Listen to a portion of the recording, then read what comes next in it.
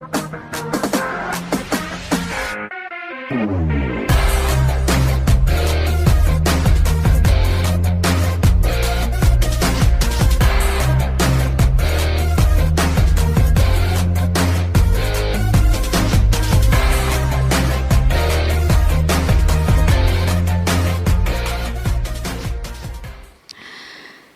pagi pendengar, salam jumpa bersama saya Septina Trisnawati dalam Dialog Bupati Menyapa.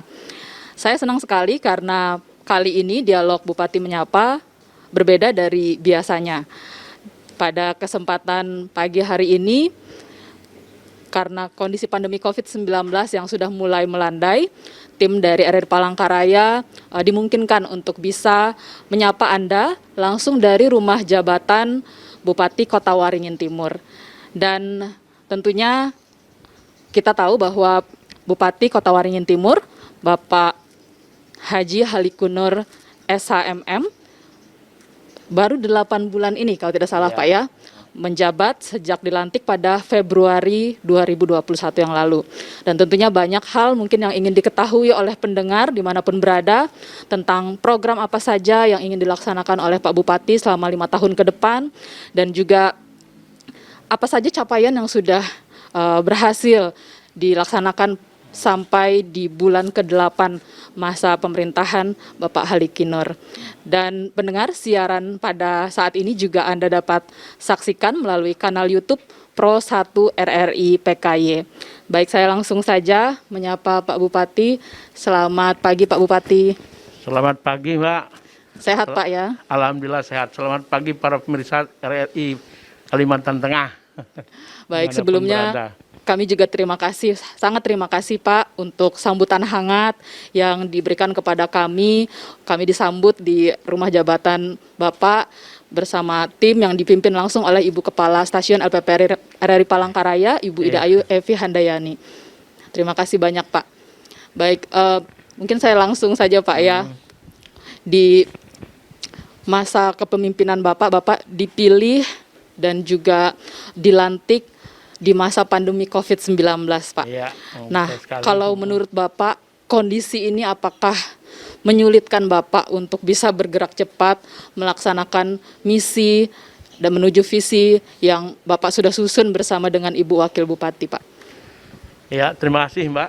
Jadi memang kami dilantik pada tanggal 26 Februari 2021, di saat memang masih dalam suasana pandemi COVID-19. Jadi ini memang sangat terasa sekali terhadap jalannya pemerintahan. Kita memang sudah membuat visi misi dalam rangka pemerintahan Harati. Tetapi memang kita akui bersama bahwa dampak dari adanya pandemi COVID-19 ini sangat luas sekali. Tidak hanya terhadap aktivitas kita, masyarakat kita, ekonomi kita, tapi juga semua sektor itu terhambat dengan adanya COVID-19 ini, termasuk di pemerintahan kita, yaitu di mana pendapatan daerah itu sangat terjadi penurunan akibat dari adanya pandemi COVID-19 ini. Sehingga itu juga salah satu yang membuat program kita itu terpaksa harus kita betul-betul memilah dan memilih mana yang urgen menyesuaikan dengan kemampuan anggaran yang tersedia. Jadi sangat berpengaruh terhadap pemerintahan, Mbak. Jadi harus lebih berpikir keras, Pak. Iya, betul sekali. Dan prioritas, nah kalau bicara prioritas, Pak, untuk awal masa kepemimpinan Bapak, apa saja prioritas? Jadi memang seperti saya katakan tadi, waktu kita setelah dilantik itu masih suasana pandemi, sehingga prioritas kita bagaimana penanganan COVID. Jadi kita kemarin membuka klinik Islamic Center itu untuk bagaimana kita mampu di saat-saat kemarin yang terjadi lonjakan signifikan di bulan Juli dan awal Agustus, itu sehingga banyak sekali penderita yang terkena COVID-19 itu. Jadi kita konsen di situ, di samping itu juga kita mulai menyusun RPJMD periode 2021-2026. Nah jadi sehingga kita contoh juga saat ini masyarakat misalnya terjadi hujan, itu banyak sekali lingkungan-lingkungan masyarakat yang terendam banjir. Nah ini kita mana yang sangat mendesak karena saat ini masyarakat kan tidak suka instan, tidak bisa lagi menunggu harus tahun depan kita programkan. Tapi kalau banjir bagaimana itu bisa surut, itu yang dituntut. Itu yang langsung kami lakukan. Di samping memang lebih banyak fokus kepada penanganan COVID. Lebih-lebih saat terjadi lonjakan kemarin kita juga sempat krisis oksigen. Nah ini salah satu juga menjadi tugas berat kita waktu itu bagaimana mengatasi itu semua. Dan alhamdulillah saat ini memang baik oksigen bahkan yang terpapar pun sudah sangat jauh sekali signifikan penurunannya. Baik, Pak, kalau dalam misi Bapak bersama Ibu Wakil Bupati, yang paling pertama ini kan Pak untuk pembangunan infrastruktur Pak ya. Nah, di tengah kondisi pandemi saat ini kita kan tahu bahwa pemerintah daerah diminta untuk refocusing anggaran untuk penanganan COVID-19 seperti yang Bapak sampaikan tadi. Nah, apakah ini kemudian menghalangi seperti itu Pak untuk pembangunan infrastruktur ini dilanjutkan? Jadi memang jelas bahwa itu tetap berpengaruh, tetapi sekali saya katakan tadi, kita mengerjakan mana yang sangat menjadi kebutuhan vital masyarakat. Salah satu contoh, misalnya banyak sekali gang-gang kita yang terendam, yang drainasenya tidak lancar, yang mungkin tanda kutip masih ada yang belum diaspal, belum disemen. Itu yang jadi prioritas kita, sehingga dana kita yang tidak banyak itu kita peruskan ke hal-hal yang langsung menyentuh kepentingan masyarakat. Termasuk contoh juga kita bagaimana upaya meningkatkan ekonomi masyarakat dengan kita di dalam visi misi kita pengadaan alat berat, ekskavator dan juga sekaligus multifungsi sebagai doser. Harapan kita ini supaya di saat kemarau tidak terjadi asap lagi karhutlah, karena masyarakat kita tidak lagi mengolah lahan dengan sistem membakar. Dulu ada larangan dan itu masuk pidana kalau misalnya masyarakat membakar lahan, mengolah lahan dengan sistem membakar. Nah, tapi tidak ada solusi. Nah, pemerintah kita ini memberikan solusi dengan bantuan alat berat berupa ekskavator yang multifungsi bisa sebagai doser.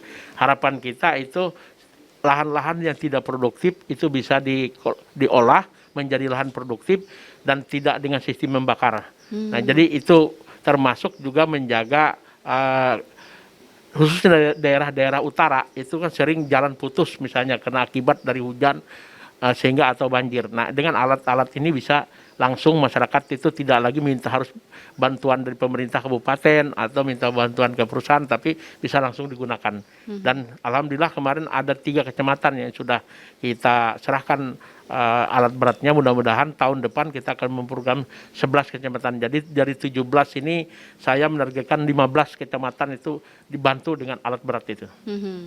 Jadi alat beratnya digunakan selain untuk tadi jalan Pak ya, kalau ada kerusakan, juga untuk pertanian ya Pak ya? Iya, untuk membuka lahan-lahan pertanian baru. Apakah itu bisa masuk Pak ke lahan-lahan milik warga yang mungkin biasanya selama ini dibuka dengan cara dibakar itu?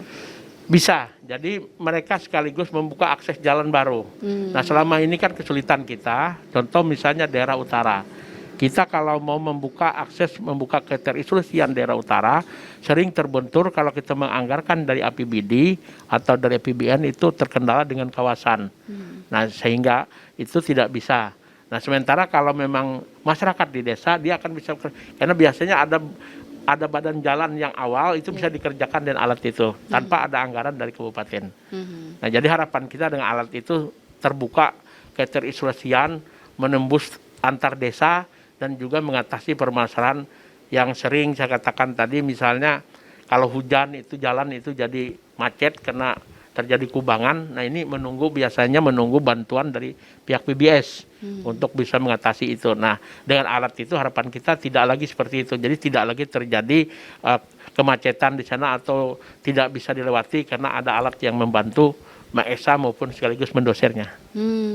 Baik, untuk operasionalnya sendiri diserahkan langsung ke pihak kecamatan Pak ya? Operasional dikelola oleh BPP dan kecamatan, Balai Penyuluh Pertanian yang ada di kecamatan. Baik. Baik, sambutan masyarakat sendiri Pak dengan apa yang sudah diberikan oleh pemerintah daerah seperti apa? Itu sangat antusias. Jadi memang masyarakat memang sangat berharap, makanya karena di refocusing kemarin kita hanya bisa menggeser hanya tiga buah alat. Nah, insya Allah tahun depan kita akan pengadaan 10 sampai 11 alat itu. Jadi memang sangat diharapkan karena memang selama ini kemampuan masyarakat kita untuk menggarap lahan itu kan sangat terbatas, baik di sisi permodalan maupun kemampuan secara mekanis. Jadi sementara kalau menyewa alat itu kan per jamnya 300.000 per jam. Kalau 10 jam saja dalam satu hari masyarakat harus mengeluarkan dana 3 juta. Nah itu tidak mampu mereka. Itulah yang mengakibatkan banyak juga belukar-belukar yang menjadi tidak produktif, menjadi lahan-lahan terlantar. Nah harapan kita dengan itu semua bisa teratasi. Termasuk tadi yang kita juga berharap dengan adanya itu tidak ada lagi asap, karena tidak ada lagi pengolahan lahan dengan sistem membakar. Baik, ini semacam pemikiran atau inovasi baru Pak ya dari pemerintah daerah di Kota Waringin Timur. Ini tentunya sebelumnya tidak ada perencanaan ke arah situ Pak ya, karena kondisi tadi seperti Bapak sampaikan banjir, jadi mendesak seperti itu untuk masyarakat jalannya diperbaiki, kemudian diambil inisiatif untuk menyediakan ekskavator itu. Nah, kalau begitu Pak, apakah yang sudah direncanakan sebelumnya ada perubahan-perubahan seperti itu Pak, melihat kondisi di lapangan yang dinamis? Tentunya kalau perubahan sementara tidak ada, tapi kita tetap melihat perkembangan, karena sifatnya sangat dinamis sekali kan. Jadi kita makanya dalam menyusun anggaran pun kita menyesuaikan kemampuan anggaran yang sangat terbatas, tetapi bagaimana kita mengupayakan itu menjadi tepat sasaran. Karena makanya kita tidak bisa membangun sifatnya yang mercusuar, yang perlu anggaran besar. Sementara ini kita lebih fokus kepada contoh jalan usaha tani, bantuan bibit, baik itu bibit perikanan maupun pertanian. Karena upaya kita bagaimana memulihkan ekonomi masyarakat, meningkatkan kesejahteraan melalui peningkatan ekonomi itu. Baik, itu bagian dari upaya pemulihan ekonomi Pak ya. Pemulihan ekonomi kita. Pasca pandemi ini.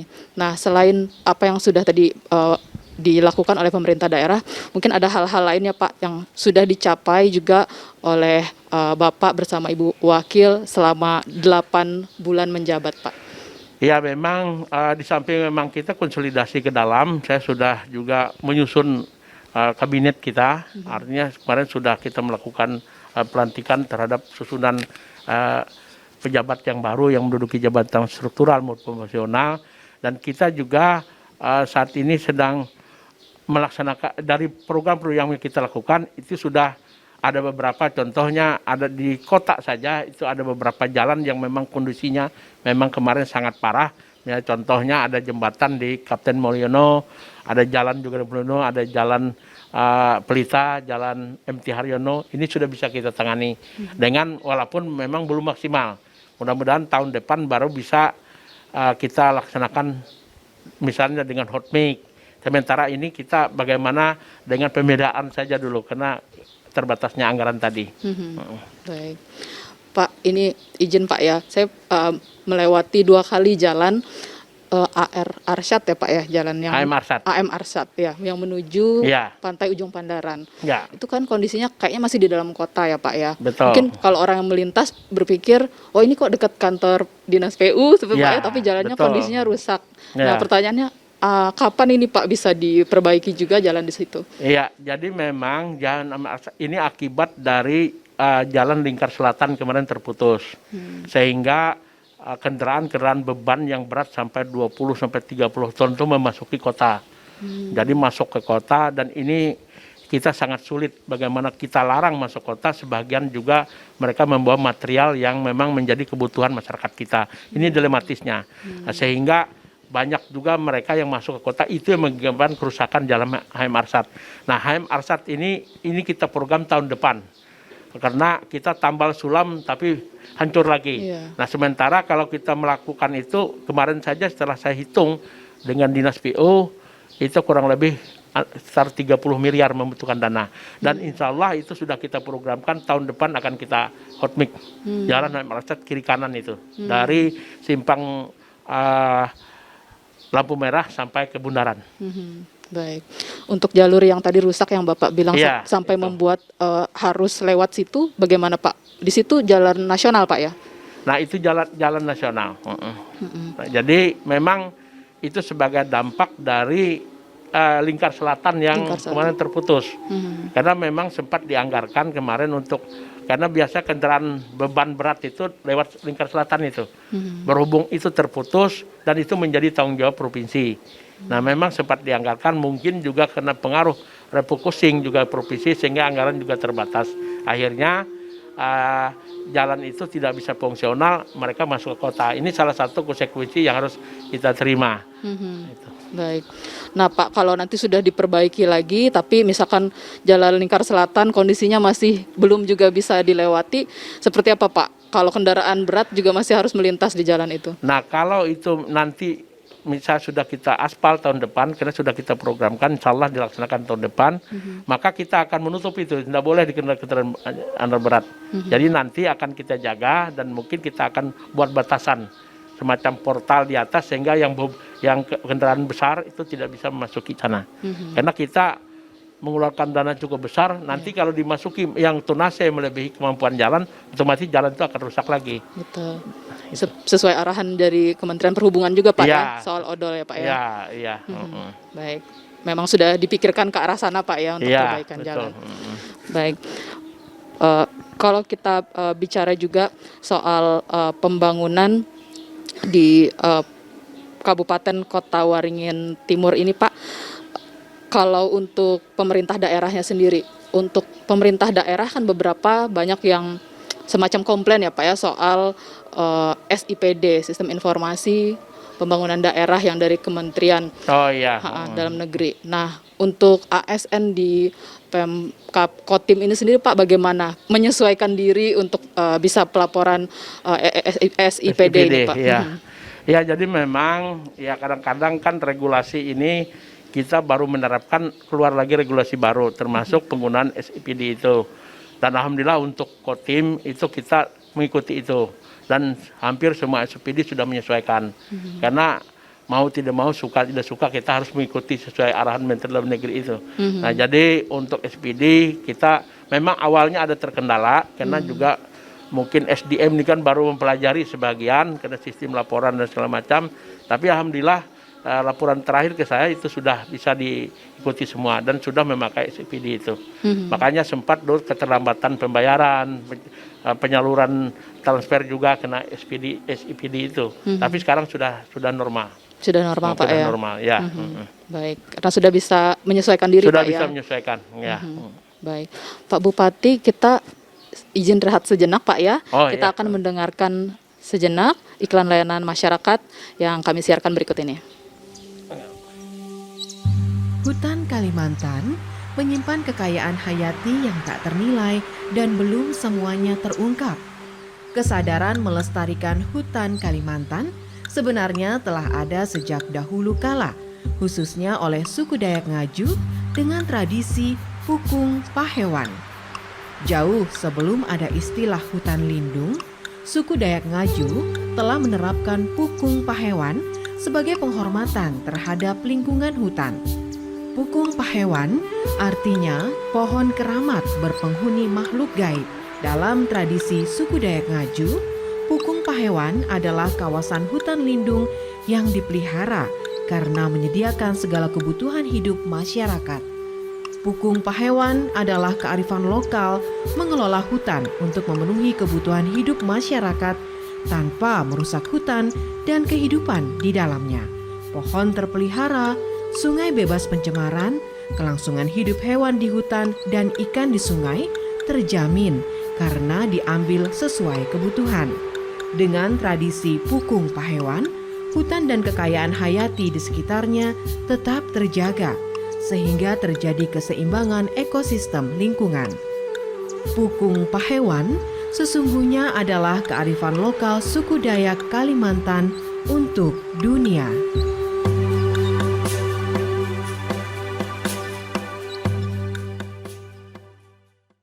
Terima kasih pendengar, Anda masih bersama kami dalam Dialog Bupati Menyapa. Masih bersama dengan Bupati Kota Waringin Timur, Bapak Haji Halikinur SHMM. Dan tadi sudah disampaikan bahwa kondisi pandemi COVID-19 memang cukup menghambat pembangunan di Kota Waringin Timur, namun pemerintah daerah berupaya secara maksimal untuk menjawab kebutuhan yang mendesak, khususnya yang berkaitan dengan kebutuhan masyarakat. Dan pemerintah Kabupaten Kota Waringin Timur tadi seperti disampaikan Pak Halikinur juga sedang fokus untuk pemulihan ekonomi. Nah, Pak Halikinur mungkin bisa disampaikan juga kepada pendengar kita tentang potensi-potensi yang dimiliki Kota Waringin Timur yang sudah Bapak baca dan kemudian sudah Bapak sasar untuk kemudian meningkatkan pendapatan asli daerah di Kotim ini, Pak. Oh ya, jadi sejalan tadi yang saya katakan bagaimana kita meningkatkan ekonomi masyarakat, yaitu salah satu saya bantuan alat berat supaya lahan-lahan yang tidak produktif menjadi lahan produktif.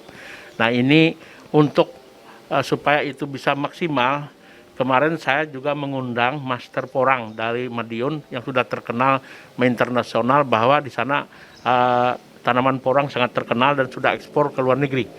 Nah itu maksud saya supaya masyarakat ada alternatif pilihan tanaman yang punya nilai ekonomi tinggi. Karena berdasarkan persentase yang disampaikan itu bahwa porang itu menghasilkan sampai 800 juta per hektar sekali panen. Nah itu luar biasa dibanding kalau misalnya kita dengan sawit. Nah sawit kalau dalam jumlah luasan yang besar itu memang menjanjikan. Tetapi kalau masih 1 hektar, 2 hektar ini masih belum bisa menghidupi keluarga apalagi sampai menyekolahkan anaknya. Nah itu salah satu. Nah dan memang untuk Kota Timur, untuk Kalimantan Tengah di Kotim ini paling luas wilayah perkebunan kelapa sawitnya, PBS-nya. Nah, sementara kita ketahui bahwa PBS ini yang langsung kami rasakan masyarakat itu hanya di infrastruktur dengan di lapangan kerja. Sementara yang pemasukan langsung ke kas daerah itu tidak ada. Karena dia langsung dipungut berdasarkan Undang-Undang 28 tentang pajak, dia langsung dipungut oleh pusat. Nah, berpikir itulah maka saya waktu awal-awal di samping memang kena pandemi berpikir bagaimana cara cari pemasukan daerah ini, maka pengamatan selama saya juga karena kebetulan saya juga dari mantan sekda yang memang berkecimpung dari bawah, tahu persis bagaimana keadaan Kotim yang memang sehingga berpikir bagaimana ini ada pemasukan untuk daerah sehingga membantu pembangunan kita. Nah, saya mengamati bahwa Sungai Mentaya kita ini lebar sampai 600 meter. Ini 500 sampai 600, ada titik tertentu sampai 600 meter. Tetapi dangkal. Dia sangat dangkal. Nah, kalau pada saat surut, itu kapal itu pun kapal yang berbobot hanya 1000 ton saja harus dipandu. Dipandu melewati alur-alur yang agak dalam. Nah, itu yang menjadi kendala. Sehingga dalam 1 kali 24 jam, Sungai Mentaya hanya bisa digunakan 6-7 jam pada saat dia pasang. Nah, itu yang menjadi kendala. Dan itu juga yang menjadi kos tinggi terhadap perkebunan. Karena saya mendengar penjelasan dari Wilmar Group maupun dari Sinarmas Group itu, mereka antara 15-20 miliar hilang dalam 1 tahun hanya untuk kos transportasi mengangkut CPO dari Sampit ke Muara. Sehingga pisel kapal besarnya itu di laut sana menunggu karena dangkal tadi. Nah, melihat perkembangan itulah kemarin saya berinisiatif mencari investor dan alhamdulillah kita mendapatkan pengusaha dari Jawa Timur itu PT KSS yang bersedia bekerja sama dengan pemerintah dalam hal ini dengan BUMD perusahaan daerah. Kita membentuk perusahaan daerah AMS namanya, Alur Mentaya Sejahtera. Nah, kerjasama ini dan MOU-nya sudah ditandatangani. Ini untuk membuat alur tol Sungai Mentaya itu, tetapi tidak mengganggu alur yang ada. Ini kita membuat alur baru sepanjang kurang lebih 16 mil. Dengan nanti kedalaman antara 9-12 meter. Jadi kalau kita menghitung itu, maka nanti 1 kali 24 jam alur itu bisa digunakan terus. Tapi berbayar. Nah, kemarin kesepakatan kita pertemuan dan GPPI dengan semua pengusaha, khususnya bisa CPO itu 0,50 US per ton. Dia nanti membayar di situ sehingga, nah dan itu akan nanti kapal-kapal besar bisa masuk. Kapal-kapal besar bisa masuk. Nah, harapan kita dengan adanya tol sungai ini yang arah menuju laut, maka inilah salah satu pemasukan daerah terhadap sumber daya alam yang ada. Karena sekali lagi untuk sawit ini itu kita tidak ada pungutan sama sekali. Itu dipungut oleh pusat. Nah, untuk bagaimana ini ada menjadi salah satu andalan pendapatan daerah, maka melalui itu tadi kita membuat tol sungai tadi, sehingga mereka diberikan kemudahan dengan bisa membawa bobot yang lebih besar dan kemungkinan kapalnya tidak akan demurit lagi karena itu langsung bisa dengan tunasnya sekian itu bobot sekian bisa masuk ke Sungai Mentaya. Nah, ini harapan kita sehingga ke depan harapan kita ini menjadi salah satu sumbangan terbesar pendapatan asli daerah Kabupaten Kutai Timur. Rencana kapan Pak itu mungkin bisa terrealisasi tol sungai? Nah, ini kita sudah melaksanakan MOU dengan pihak KSS dan saat ini sedang berproses di Kementerian Perhubungan. Ini sedang FS-nya, karena pra-FS-nya sudah selesai. Kita menggandeng konsultan dari Belanda. Jadi kerjasama dan ini murni sepenuhnya ditanggung oleh pihak ketiga pembiayaannya.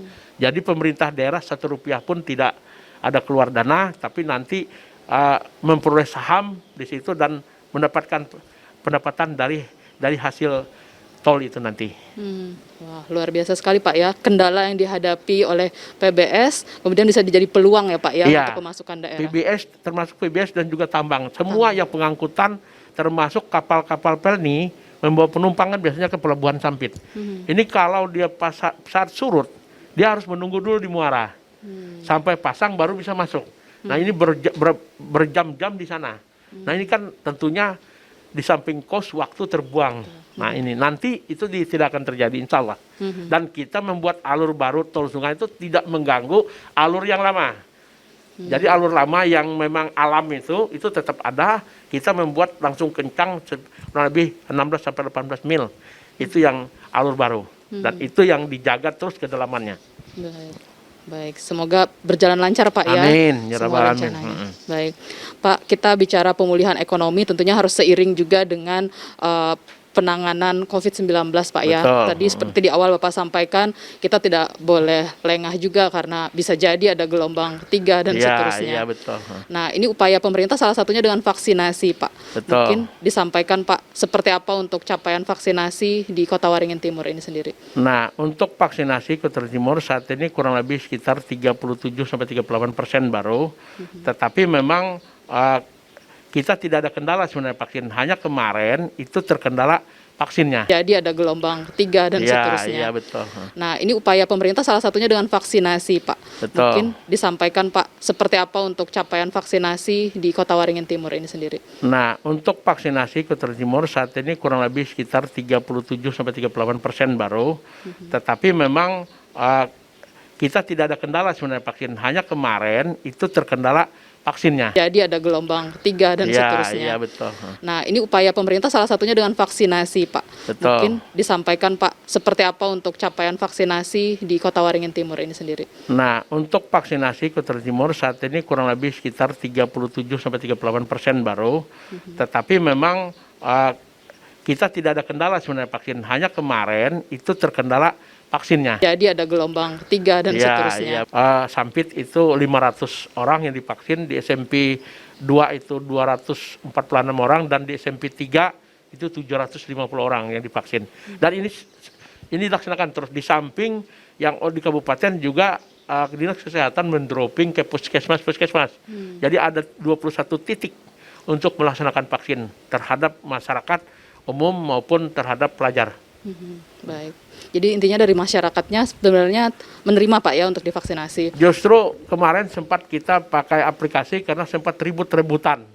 Karena waktu itu memang sempat dipersyaratkan. Apalagi sekarang kan kita mau naik pesawat, naik kapal harus menunjukkan kartu vaksin.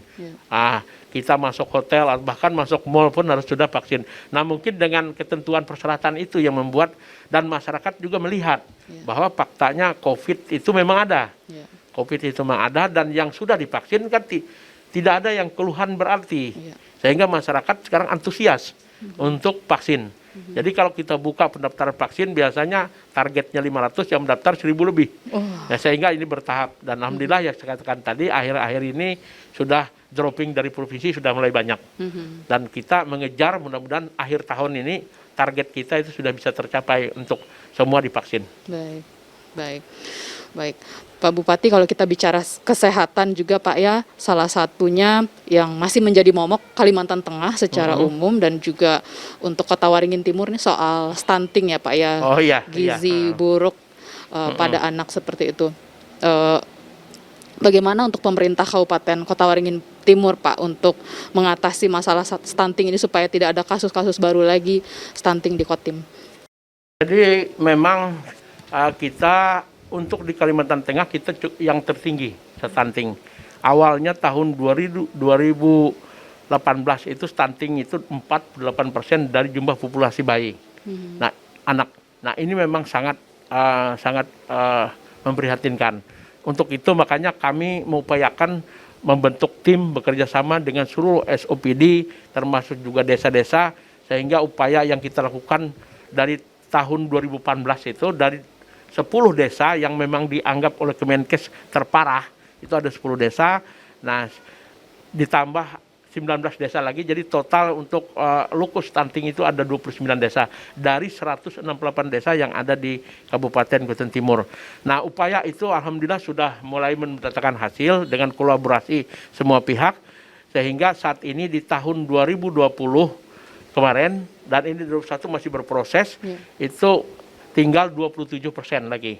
Nah, harapan kita di 2021, 2022 dan 2023 ini kita menuju ke 0%. Nah, tentunya ini kerja keras dari semua pihak, makanya kita dan alhamdulillah pengolahan stunting kita itu sudah diakui oleh secara nasional maupun oleh provinsi. Sehingga kita tahun 2019 dan 2020 itu menerima penghargaan penanganan stunting terbaik. Tetapi karena jumlahnya memang besar dan jumlah desanya banyak, memang tidak bisa menghapus semua. Artinya, tapi upaya ini, nah tentunya ini kerja keras dari semua pihak, makanya kita dan alhamdulillah pengolahan stunting kita itu sudah diakui oleh secara nasional maupun oleh provinsi. Sehingga kita tahun 2019 dan 2020 itu menerima penghargaan penanganan stunting terbaik. Tetapi karena jumlahnya memang besar dan jumlah desanya banyak, memang tidak bisa menghapus semua. Artinya, tapi upaya ini, nah tentunya ini kerja keras dari semua pihak, makanya kita dan alhamdulillah pengolahan stunting kita itu sudah diakui oleh secara nasional maupun oleh provinsi. Sehingga kita tahun 2019 dan 2020 itu menerima penghargaan penanganan stunting terbaik. Tetapi karena jumlahnya memang besar dan jumlah desanya banyak, memang tidak bisa menghapus semua. Artinya, tapi upaya ini, nah tentunya ini kerja keras dari semua pihak. Kalau kita melihat tren dan alhamdulillah pengolahan stunting kita itu sudah diakui oleh secara nasional maupun oleh provinsi. Sehingga kita tahun 2019 dan 2020 itu menerima penghargaan penanganan stunting terbaik. Tetapi karena jumlahnya memang besar dan jumlah desanya banyak, memang tidak bisa menghapus semua. Artinya, tapi upaya ini, nah tentunya ini kerja keras dari semua pihak. Kalau kita melihat tren dan alhamdulillah pengolahan stunting kita itu sudah diakui oleh secara nasional maupun oleh provinsi. Sehingga kita tahun 2019 dan 2020 itu menerima penghargaan penanganan stunting terbaik. Tetapi karena jumlahnya memang besar dan jumlah desanya banyak, memang tidak bisa menghapus semua. Artinya, tapi upaya ini, nah tentunya ini kerja keras dari semua pihak. Kalau kita melihat tren dan alhamdulillah pengolahan stunting kita Sangat dengan keseriusan oleh secara nasional maupun oleh provinsi. Sehingga kita tahun 2019 dan 2020 itu menerima penghargaan penanganan stunting terbaik. Tetapi karena jumlahnya memang besar dan jumlah desanya banyak, memang tidak bisa menghapus semua. Artinya, tapi upaya ini, nah tentunya ini kerja keras dari semua pihak. Kalau kita melihat tren dan alhamdulillah pengolahan stunting kita sangat dengan keseriusan oleh secara nasional maupun oleh provinsi. Sehingga kita tahun 2019 dan 2020 itu menerima penghargaan penanganan stunting terbaik. Tetapi karena jumlahnya memang besar dan jumlah desanya banyak, memang tidak bisa menghapus semua. Artinya, tapi upaya ini, nah tentunya ini kerja keras dari semua pihak. Kalau kita melihat tren dan alhamdulillah pengolahan stunting kita sangat dengan keseriusan oleh secara nasional maupun oleh provinsi. Peningkatan asli daerah, kita tingkat APBD kita meningkat. Ini semua berujung kepada peningkatan kesejahteraan masyarakat. Nah, saya memang berharap ke depan sebagaimana visi misi kita pasangan Harati itu, bahwa contoh misalnya seperti di kota, itu program kita itu Sampit Terang Bebas Banjir. Karena ibu kalau melihat, misal Mbak kalau melihat di sini Sampit masih gelap. Hanya sebagian saja yang masih lampunya menyala. Nah ini tantangan juga bagi, makanya termasuk yang saya katakan ini bebas banjir. Masih ada beberapa jalan dalam kota ini maupun di gang yang belum diaspal, belum disemen, drainasenya juga belum lancar. Nah ini semua itu menjadi program kita di kota.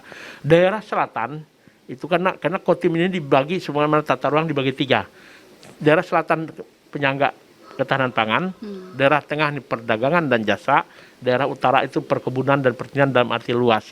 Nah kita bagaimana daerah selatan yang selama ini juga pertanian yang terkenal di sana itu Teluk Sampit atau Lampuyang itu bahkan sudah surplus padi, tetapi di sana belum pasca panennya yang belum, ya sehingga hasil padi kita ini dibeli oleh Banjarmasin, dikemas oleh Banjarmasin, kadang-kadang bisa dijual lagi ke tempat kita. Ini juga tantangan bagi kami ke depan bagaimana pasca panen sehingga kita itu betul-betul hasil yang, karena kita juga sudah menemukan paritas tersendiri di sini. Namanya Siam Epang dan sudah diakui secara nasional bahwa itu ditemukan di Kabupaten Kutai Timur.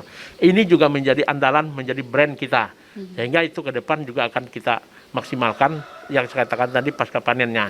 Selanjutnya daerah utara itu umumnya daerah perkebunan dan pertambangan. Nah ini masih banyak jalan-jalan di desa kita itu yang belum diaspal. Makanya tantangan, dan masih ada beberapa desa kita masih blank spot sehingga belum bisa, tidak ada signal di sana. Bahkan ada yang belum masuk listrik.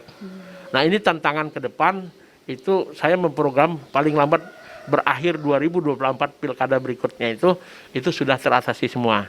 Ini yang menjadi bagaimana semua itu perlu dukungan masyarakat semua. Tentunya itu tidak terlepas dari bagaimana pendapatan kita meningkat. Dan ini yang saya upayakan saat ini supaya semua yang kita rencanakan itu bisa terrealisasi dengan baik nantinya. Tentunya sekali lagi bergantung dengan anggaran yang ada. Untuk itu makanya saya mati-matian bagaimana sumber daya alam yang ada ini bisa kita manfaatkan semaksimal mungkin untuk kesejahteraan masyarakat kita. Baik. Pak Bupati luar biasa sekali, terima kasih banyak Pak untuk penjelasannya, dan tadi Bapak sampaikan PR-nya masih sangat banyak Pak. Masih ya. banyak. Bapak untuk itu tetap sehat Pak, tetap Amin. semangat. Amin. Dan juga didukung oleh masyarakat juga yang ada di Kota Waringin Timur dan Kalimantan Tengah secara umum. Sekali lagi Pak, terima kasih banyak untuk waktunya, untuk berdialog. Sebenarnya masih banyak pertanyaan yang ingin kami ajukan, tapi kita terbatas dengan waktu. Kita akhiri dialog kita pada kesempatan pagi hari ini. Kita lain kesempatan boleh ya Pak ya, ngobrol-ngobrol lagi. Boleh, kapanpun, saya siap saja. Baik, terima kasih. Ya pendengar, demikian dialog Bupati Menyapa bersama Bupati Kota Waringin Timur, Haji Halikinur SHMM. Terima kasih untuk perhatian dan kebersamaan Anda. Saatnya saya Septina pamit undur diri. Terima kasih, selamat pagi, sampai jumpa. Pagi.